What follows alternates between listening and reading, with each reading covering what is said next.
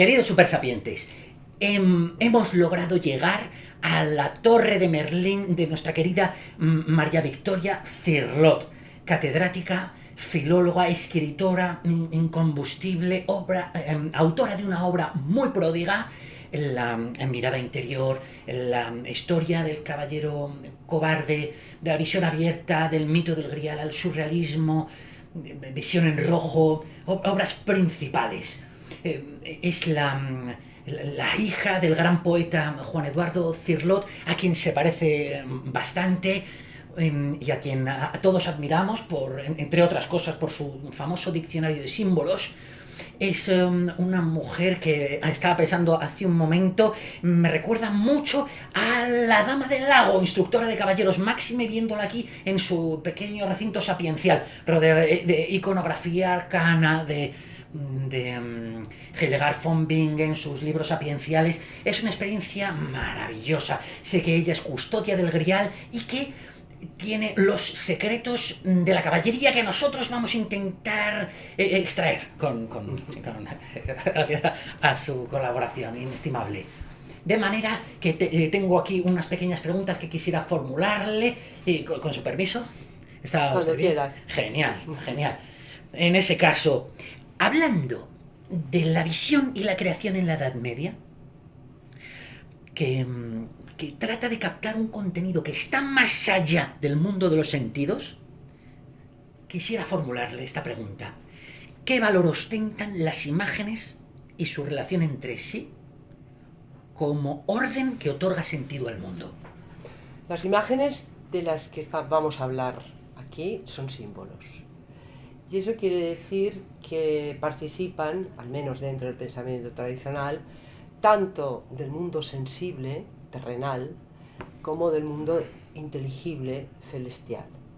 En ese sentido, son imágenes llenas de sentido, de las cuales no se puede dudar en ningún momento de esa carga significativa que tienen las imágenes.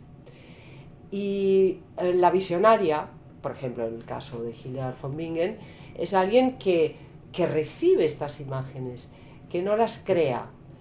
Y eso es algo muy importante, sobre lo que tanto artistas del siglo XX como una mística del siglo XII están plenamente de acuerdo. Porque, por ejemplo, un artista surrealista como Max Ernst dice: yo no creo esas imágenes, sino que acontecen. O, como decía Enrique Orbén, florecen. Se trata de la floración. Entonces, esas imágenes que no son creadas, sino que florecen espontáneamente en el interior de una persona, eso es lo que nosotros comprendemos como símbolos. Y por tanto, como te digo, sobre el sentido no puede haber ninguna duda, porque quizá lo que caracteriza al símbolo frente a otro tipo de imagen, a una imagen que no sea simbólica, sería justamente ese plano del significado. Esa inteligibilidad de la imagen simbólica es lo que finalmente le caracteriza. Excelente, qué gusto. Y sus alumnos y sus admiradores valoramos precisamente su conocimiento respecto de la imagen, su poder, y máxime en el contexto de la Edad Media, donde se preciaba tanto el poder visionario, sí. que gracias a usted sabemos profesar. Hubo épocas, no te creas, porque hay momentos, porque la visión puede venir tanto de Dios como del diablo. Ajá, y eso hay que tenerlo en cuenta, ¿no? Y pero de todos modos, por ejemplo, el siglo XII, que es la época en donde encontramos a Hildegard von Bingen, que es la gran visionaria de Occidente, luego habrán otros, pues como William Blake o Swedenborg, pero Hildegard von Bingen de algún modo es la representante perfecta de lo que es una visionaria. Bueno, pues en el siglo XII hay una auténtica valoración de la imagen, porque estamos en una época muy neoplatónica. Todas las escuelas filosóficas participan del neoplatonismo, que valora la imagen, porque se entiende que la imagen está cerca del arquetipo y por tanto de la verdad. Desde luego, el mundo de las ideas platónico, compuesto de grandes imágenes fundamentales, cuadra hasta Satón con lo que significa y con lo que indica tiene que ver con el pensamiento medieval, por supuesto, por supuesto.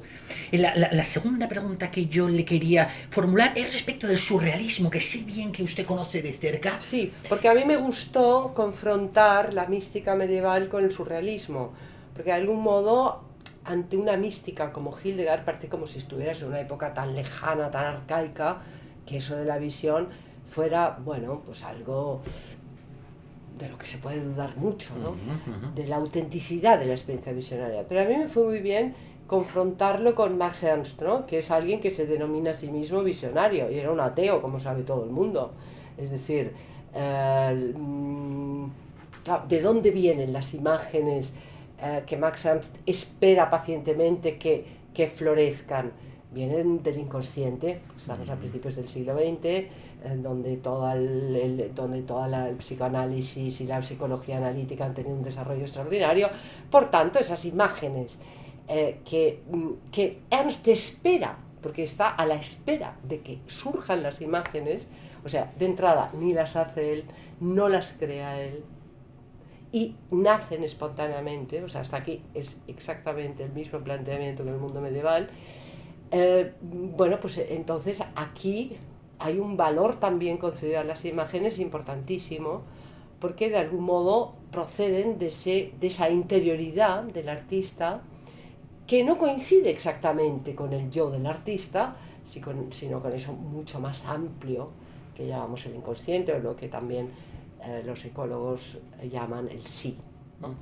Entonces, bueno, de ahí salen toda una serie de imágenes, y esas imágenes, de algún modo, sobre todo la combinatoria de esas imágenes, y eso es el collage, son aquellas que nos sitúan delante de un nuevo orden de las cosas. Y en el fondo el collage lo que busca es horadar el orden de las cosas en la realidad circundante para instalar un nuevo orden, que es pues el paraguas con la máquina de coser en una mesa de disección, que decía el otro, no.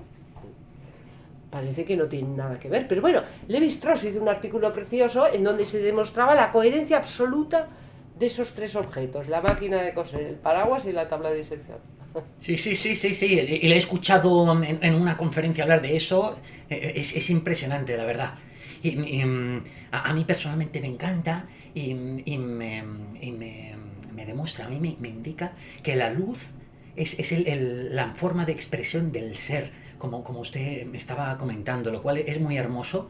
Hildegard, cuando le pregunta un monje y un gran intelectual de su época, Guibert de Gembloux, que le pregunta cómo tienen lugar las visiones, qué es lo que ella le explica que lo primero que ve es luz, es la luz, ¿no? La luz viviente, que la distingue de una luz mucho más apagada, que es la sombra de la luz viviente. Pero en la primera visión es de luz, y es en esa luz donde aparecen las imágenes, que eso es lo que le da esa cualidad líquida a las imágenes visionarias, líquida y umbrosa. Y es esa luz líquida, umbrosa y poblada de imágenes, el contenido de la copa del Grial. Usted es conocida en internet por flor, nata y espuma de la mitografía del Grial, y yo lo suscribo. Si a alguien le puedo hacer esta pregunta es a usted. ¿Ese es el contenido de la copa del Grial, avanzando hacia el contenido del Grial? En principio, la copa del Grial lo que contiene es sangre, que es la sangre de Cristo. Digamos que esta es la interpretación más clara y nada ambigua que da la construcción del mito en esa época fundamental, que es entre el año 1180 y 1230, ¿no? Aparece esta clara concepción de que lo que contiene el cáliz es la sangre. Y esto, claro, tiene una tradición inmensa dentro del mundo medieval, porque cuando Cristo está en la cruz y recibe la lanzada de ese Longinos, ahí aparece una mujer que es la que recoge la sangre de Cristo, que es Eclesia, es la esposa de Cristo, es la idea de la esposa de Cristo. Y hay miniaturas que la presentan, una coetánea Chrétien de Troyes, que es el primero que empieza con el mito del Grial, en el cuento del Grial, es una miniatura que encontramos en Escivias de Hildegard von Bingen, que es preciosa, es una crucifixión, y es Eclesia, que recoge la sangre que cae del costado de Cristo, y en el registro inferior de la miniatura aparece el altar. Claro, esa Eclesia que recoge la sangre de Cristo es la fundadora de la misa, naturalmente. Pero con todo hay que decir que no solamente lo que se ve en la copa es la sangre. El gran visionario del Grial es Galaad, que es el último héroe, el de la queste del Sant Graal. Y entonces lo más bonito de esta novela medieval es que se concibe que existen grados distintos de visión. Por eso se habla de la visión abierta, voir apertement, dicen en francés antiguo, ver abiertamente, porque hay una abertura total frente a visiones mucho más pequeñas, ¿no? Mucho menos abiertas, más cerradas. Eso es muy bonito porque te establece una gradación. Entonces, en esa gradación hay un momento visionario importante, que lo que se ve en el cáliz es el cuerpo de Cristo. Pero hay un momento ulterior mucho más intenso, y esa es la visión abierta, en donde Galaad mira adentro de la copa, pero nadie nos dice lo que ve Galaad. No hay un silencio absoluto sobre esa visión de Galaad. Vio la maravilla de las maravillas, dicen, pero no hay ningún tipo de descripción, y es el momento en que Galaad muere. Es decir, ese contacto absoluto con el mundo sobrenatural y con el mundo celestial es aquello que el ser humano no puede resistir, todavía terrenal. Por tanto, sucede esto, ¿no? Pero no es descrito. ¿Qué es eso?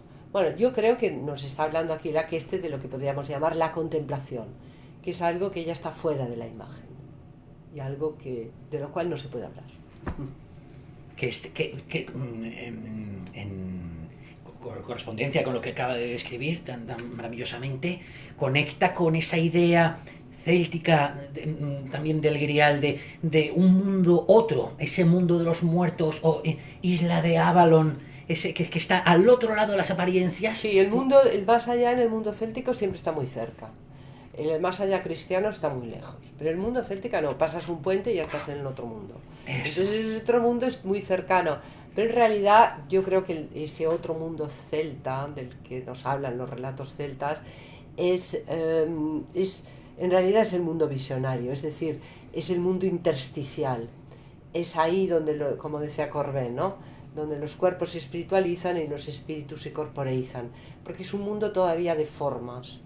Es el mundus imaginalis, el concepto que acuñó Henri Corbin, ¿no? Podríamos pensar que el castillo del Grial en realidad aparece en este mundo, porque cuando Chrétien dice, cuando el pobre Perceval se sube a lo alto del peñasco, porque el pescador le ha dicho, bueno, te alojo en mi casa esta noche y súbete allá arriba y ya verás mi castillo. El pobre sube allá arriba y cuando está arriba dice, ¿qué he venido a hacer aquí? Tonterías y necedades, dice el pobre Perceval. Y entonces dice el texto, y ahí donde no había nada, de pronto apareció. Entonces esa aparición es propiamente celta, es el castillo que aparece también en los relatos celtas, y a donde iban los héroes justamente en esa iniciación a la soberanía, porque es una iniciación a la soberanía, ¿eh? Es el encuentro con el dios Lugh, con la soberanía, la diosa de la tierra, y entonces ahí es donde ese aspirante a ser monarca se va a formar, porque va a oír todo lo que va a oír, ¿no? Pero a las mañanas siguientes, en los relatos celtas, el castillo ha desaparecido y el héroe se encuentra solo en ese bosque, ¿no? Y esto en realidad es lo que se entiende como el prototipo del cuento del Grial. Desde luego, que es el que da inicio, ¿verdad? Con Chrétien de Troyes. Y conectaría esto con esa imagen abierta, con esa visión abierta, perdón, con esa gradación en el acceso a la visión, que sean los caballeros y no los ermitaños los que están más predispuestos a ver, a contemplar la visión del Grial. Bueno, claro, la novela artúrica está escrita para la nobleza, tiene un público laico. Y naturalmente se habla de ellos, porque si no, no lo pagarían. Bueno. Pagan para eso, para que hablen de ellos.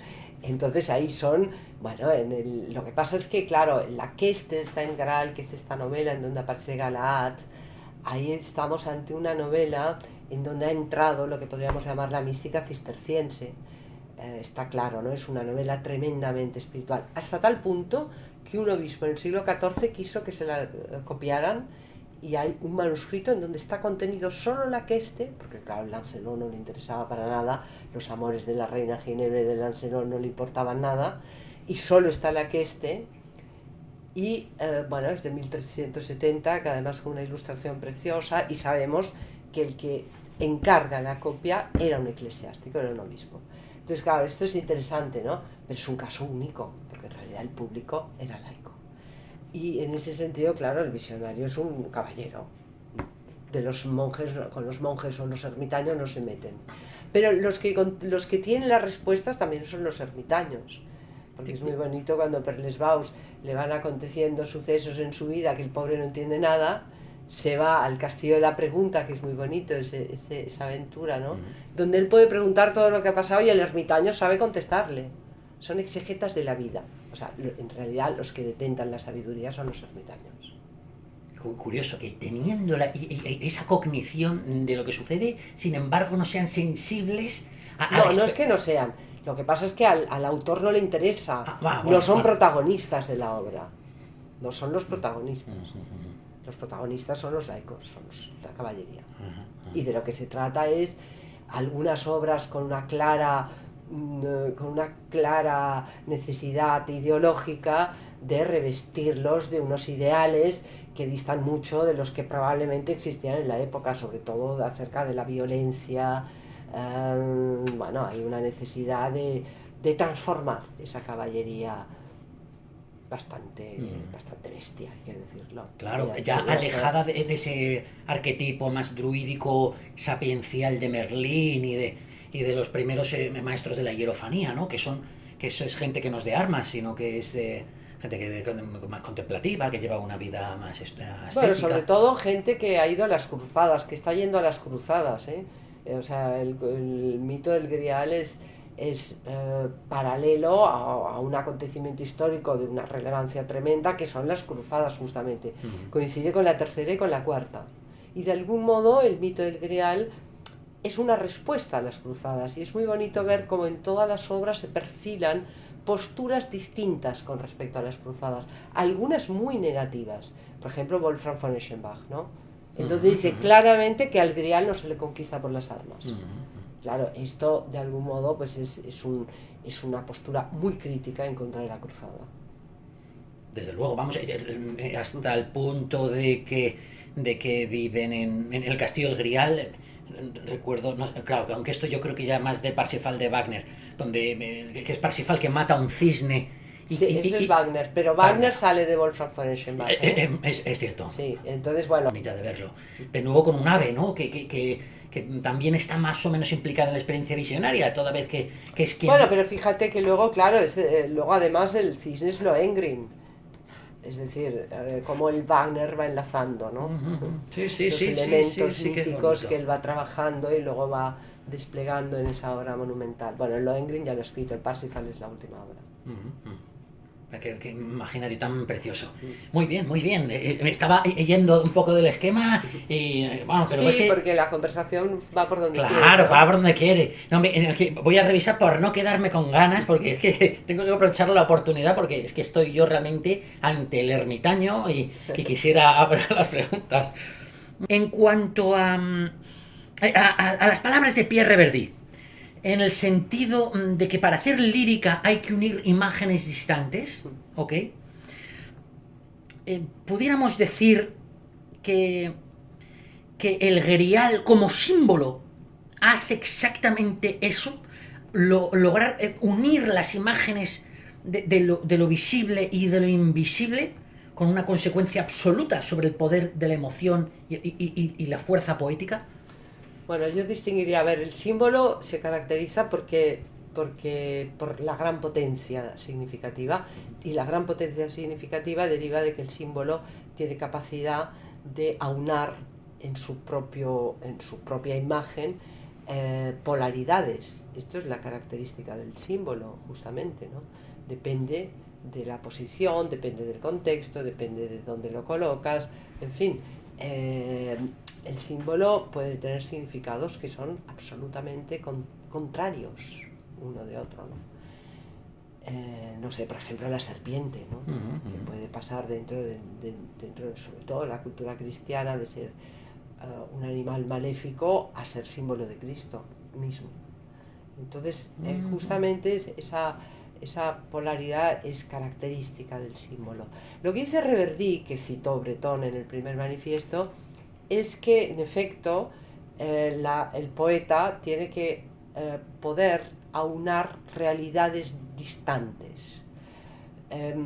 Y justamente la pasión del surrealismo por esta frase de Reverdy, que hace que Breton la introduzca en el manifiesto y por tanto se convierta en un presupuesto para el surrealismo, es que es algo que justamente va a conseguir el collage. Porque el collage, fíjate, aquí tenemos a Max Ernst, la Semaine de Monté, ¿no? O sea, este hombre pájaro que Max Ernst le encantaba, ¿no? Cortando de las revistas del siglo XIX, de las revistas populares, de las novelas populares del siglo XIX, él iba recortando y pegando para crear imágenes que son absolutamente inconcebibles, extrañísimas, ¿no? Y justamente es por esa unión de elementos alejados en la realidad. Y eso, decía Breton, somos infinitamente sensibles a esa luz, porque lo que genera ese contacto entre dos realidades es una chispa, decía Breton, ¿no? L'étincelle. Entonces es esa luz que sale de ese encuentro insospechado entre dos realidades distintas. Y eso en realidad es eso lo que persigue el collage, ¿no? El collage, que decía Ernst, que salió de una experiencia visionaria. No sabía que hubiera salido ahí en opinión de Ernst, me parece maravilloso.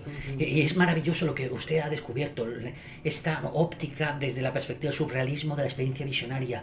Es de verdad... Claro, Ernst bueno, él lo explica en Écriture, es muy, muy preciso cuando dice: yo de pronto estaba un día sentado en mi mesa y viendo cómo se agolpaban materiales completamente distintos, matemáticos, biológicos, catálogos, pinturas, y toda en realidad esa mezcla abusiva de materiales es lo que despertó mi ojo visionario.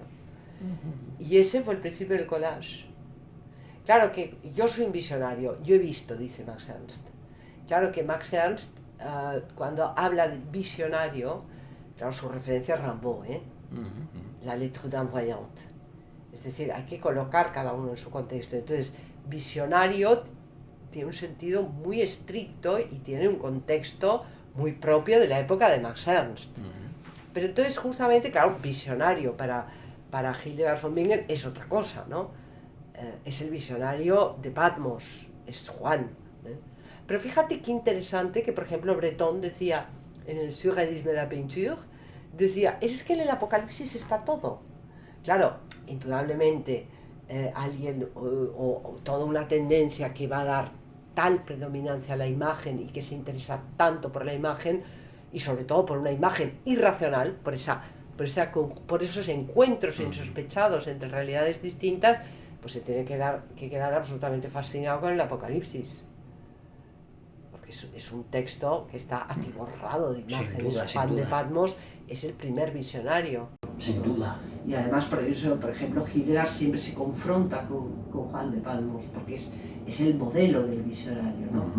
Entonces, bueno, pues indudablemente tenemos que situar a cada uno de estos visionarios, Hildegard en su siglo XII y Max Ernst en su siglo XX, pero es curioso, y con contextos históricos muy distintos, pero sin embargo también en estos contextos históricos distintos también vemos elementos comunes, perfectamente comunes. Sí, y en el tenor de sus explicaciones, en sus conferencias, en sus apariciones y en sus propios libros, esas conexiones se las explica de una manera bastante plástica, es decir, se ve. Bueno, a mí me sirvió mucho porque el caso de Ernst me deshizo la alteridad que me provocaba la obra de Hildegard, y además es cuando conecté la visión y la creación de la que hablabas al principio, ¿no? Porque cuando a mí me preguntan ¿qué sería Hildegard hoy? Digo, pues un artista. Sin duda. Indudablemente. curiosa la vinculación entre es la visión, ¿no? Apocalipsis literalmente, ¿no? Como significa revelación, ¿no? Como un sentido de visión, ese golpe de luz y también ese punto final o agónico que inevitablemente en el Apocalipsis, ¿no? Se dice que el propio Juan podía ser epiléptico y esto es como un rayo de genio, una especie de... Bueno, como los chamanes, que siempre se ha hablado de las patologías. Hildegard estaba siempre enferma, ¿eh? pero muchas veces eran claramente estrategias para doblegar a los monjes que no querían hacer lo que ella le daba la gana, ¿no? O sea que hay toda una serie de estrategias interesantes. Sí. Dios mío. Muy bien. Respecto de sus estudios sobre Nietzsche, que a mí me interesan, a mí el estudio de Nietzsche me produjo, como el estudio de su obra, un profundo impacto. Recuerdo cuando leí, por casualidad, el nacimiento de la tragedia, y aquello me pasó por encima como un viento poderoso, la verdad, me revolvió. Y cuando escuchaba a usted hablar sobre el mito de Ariadna y sobre la concepción que Nietzsche tenía de él, expresado en estas palabras que usted refería, de que Ariadna le abandona el héroe, pero este héroe está sustituido por Dios. Y que esto... No se sustituye, bueno, o sucedido. Sucedido, sí. Eso es. Y quiero conocer su impresión, su opinión sobre esto, sobre esa opinión que él concretamente, en el capítulo de los sublimes del Zaratustra, dice el misterio del alma, le llama el misterio del alma. Abandonada por el héroe, sueña con el Dios. Entonces es muy bonito porque claro, aquí no hay nombres, pero en cambio en los fragmentos, los llamados fragmentos póstumos, es decir, en los cuadernos preparatorios de Nietzsche, esto aparece con nombres. Es Ariadna, el alma es Ariadna, el héroe es Teseo y el dios es Dioniso, claramente. O sea, que él está pensando en el mito de Ariadna, que en el que en efecto se cumple esta tesitura de ser abandonada por el héroe Teseo, pero a la espera de la llegada del dios que es Dioniso, ¿no? Entonces, como Nietzsche lo que hace con el mito de Ariadna es una absoluta interiorización, una psicologización, podríamos llamar, interioriza el mito. Y en esa interiorización del mito entiende que la superación del abandono tiene lugar a través del Dios. De algún modo no se puede entender de otra forma, ¿no? Es decir, él estaría planteando la transformación del alma. El misterio del alma sería el misterio del alma que vive la transformación. ¿Qué transformación? La del abandono y la de la superación del abandono. Y yo creo que en esto radica esa contraposición de Nietzsche entre héroe y Dios, aparte de que él a los héroes no los puede ver, lo dice en muchas ocasiones, ¿no? en sus obras. Y bueno, frente a Teseo, claro, pues está ese Dios que él va transformando, porque el Dioniso de más allá del bien y del mal ya no es el Dioniso del nacimiento de la tragedia, pero lo ha convertido en filósofo. Que ya ese pájaro ditirámbico de Wagner. No, de Wagner no. Perdón, del preludio de Wagner, perdone. De esta idea de que es como el espíritu mismo de la ebriedad y... Bueno, no, eso sí, eso persiste. Lo que pasa es que de entrada ya no lo confronta con Apolo, ¿no? Ok. Lo apolíneo y lo dionisiaco es algo que queda en el nacimiento y Nietzsche no vuelve sobre ello. Pero entonces el Dioniso de la década de los 80 de Nietzsche es el Dioniso que está con Ariadna. Es el Dioniso filósofo, el Dioniso con el que Nietzsche se va a identificar, claramente. El Dioniso que es el maestro. Entonces, bueno, pero naturalmente sí que mantiene los rasgos de la ebriedad, de lo orgiástico. Sí. Esto está presente siempre en Dioniso, pero es el dios filósofo. Eso que según Platón era imposible. Y supongo que es también una de esas pugnas de Nietzsche que siempre quedan como en lo implícito, pero que a veces están clarísimas, ¿no? Muy bien, la última pregunta que yo le quisiera formular, esta es un poco capciosa, pero quisiera saber su opinión sobre lo que usted ha pensado a este respecto. Míticas, ¿por qué ¿A quién sirve el grial y por qué sangra la lanza? ¿Cuál cree usted que son la respuesta a esa pregunta que juró descubrir Parsifal en este mítico cuento tan hermoso? Esas son las preguntas que pensó Chrétien de Troyes. Esas son las preguntas que aparecen en el cuento del Grial. Perceval se calla en el castillo del Grial y debería de haber preguntado. Y el narrador constantemente dice, debería de haber preguntado a quién se sirve con el Grial y por qué sangra la lanza. ¿Y por qué debería de haber preguntado? Porque lo que pasa delante de los ojos de Perceval es una maravilla, dice Chrétien de Troyes. ¿Cómo es posible? Ve la gota que sale de la punta de la lanza blanca y ve la gota bermeja. Es muy bonito porque en el pareado, porque Chrétien escribe en verso, rima vermelle, roja, con merveille. Maravilla. Entonces, esa es una maravilla. Entonces, ¿esto qué es? ¿No? Estas son las preguntas. Chrétien no responde a una, ¿a quién se sirve con el Grial? Eso lo dice el propio Chrétien.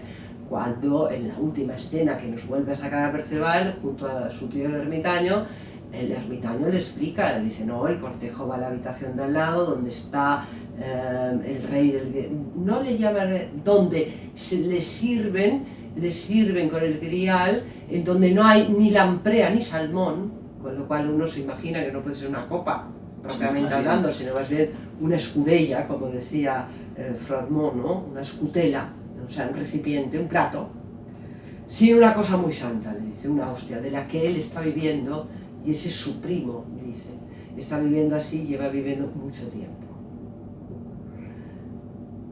Esto es lo único que dice. ¿Por qué sangra la lanza? Chrétien no lo dice nunca, pero luego lo dirá el primer continuador cuando habla de la lanza, porque la lanza es un objeto maravilloso que se clavó en el costado de Cristo y es la sangre que sale. Y ojo, esto es una imagen muy arcaica porque responde a la idea de que el hombre que ha sido asesinado o sacrificado, que es el caso de Cristo, exige venganza. Y por eso de las heridas sale sangre, como puede salir sangre también de una lanza. Entonces aquí estamos ante una imagen que es, por un lado, arcaica, por otro lado está claro que es una lanza que hirió el costado de Cristo, pero es una imagen que lo que hace es reclamar venganza. Y no olvidemos que entre los textos apócrifos que corren por la época está uno que es la Vindicta Salvatoris, la venganza del Salvador, o sea, la venganza al Salvador, ¿no? Entonces, bueno, yo creo que esa es la respuesta, ¿no? Es la lanza que hiere el costado de Cristo y sangra porque está reclamando venganza. ¡Qué maravilla! Pues María Victoria Cirlot, ¿la habéis oído? La diosa Nike Cirlot, ese nombre yo creo que la ha impreso algo triunfal a esta gran filóloga. Estoy enormemente agradecido. Nada, gracias a vosotros. Antes que se me olvide, ya que me voy a lanzar yo a la aventura del conocimiento y la búsqueda del Grial, solo quería pedirle el último favor, no sé si usted quiera, y es solo que me toque el hombro con su espada, simbolizando que puedo irme como caballero. No, porque esta no es una espada medieval. Ok. Es una espada curva. Una Ok. espada curva jamás se puede utilizar como una espada medieval. Ok. Porque la espada medieval es una cruz. Entiendo. Es una cruz exacta. Ajá. Es la espada que se impone a partir del siglo XI. Y entonces, aparte de todo, yo jamás lo podría hacer porque yo no tengo ningún poder.